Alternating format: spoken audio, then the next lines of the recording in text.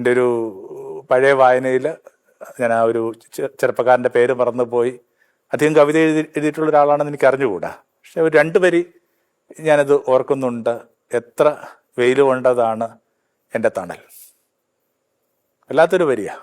ഒരുപക്ഷെ ആ കൂലിപ്പണിക്കാരനായ ഒരു അപ്പനെ കുറിച്ച് മകൻ എഴുതിയിട്ടുള്ളതിൽ വെച്ച് ഏറ്റവും നല്ലൊരു കവിത അതായിരിക്കണം, ഏറ്റവും നല്ല അർച്ചന അതായിരിക്കണം. എത്ര വെയിൽ കൊണ്ടതാണ് നമ്മളുടെ തണൽ. നമ്മൾ അനുഭവിച്ച എല്ലാ തണലും ആരോ കൊണ്ട വെയിലാണ്. ആ വെയിലെന്ന് പറയുമ്പോൾ ഈ ഒരുപക്ഷെ നിരത്തിൽ ജോലി ചെയ്യുന്നോ, പാറ പൊട്ടിക്കുന്നോ, കൺസ്ട്രക്ഷൻ ഇടത്ത് മൈക്കാട്ട് പണിയുന്ന അർത്ഥമൊന്നുമില്ല. എല്ലാവരും വെയിൽ കൊള്ളുന്നുണ്ട്. അച്ഛൻ രാവിലെ യാത്രയ്ക്ക് വേണ്ടി ഇങ്ങനെ സൈക്കിൾ തുടച്ച് ഇങ്ങനെ വൃത്തിയാക്കിക്കൊണ്ടിരിക്കുമ്പോൾ അതിനൊക്കെ ഇങ്ങനെ ചെയിനൊക്കെ ഒന്ന് പിടിച്ച് നേരെയാക്കുമ്പോൾ അതിനേക്കാൾ മുമ്പേ വീടിനകത്ത് നിന്ന് വെയിൽ കൊള്ളുന്നൊരു സ്ത്രീയുണ്ട്, അടുപ്പ് പാതകത്തിലേക്ക് പോകുന്നൊരു സ്ത്രീയുണ്ട്. എല്ലാവരും തൊഴിൽ തന്നെ ഏർപ്പെടുന്നത്.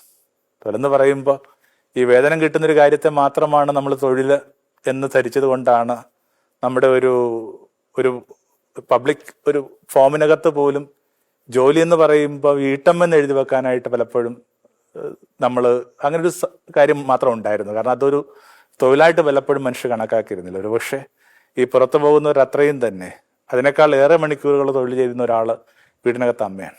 അങ്ങനെ അനേകം മനുഷ്യർ ഏറ്റുവാങ്ങിയ വെയിലാണ് നമ്മുടെ തണലായിട്ട് മാറുന്നത്.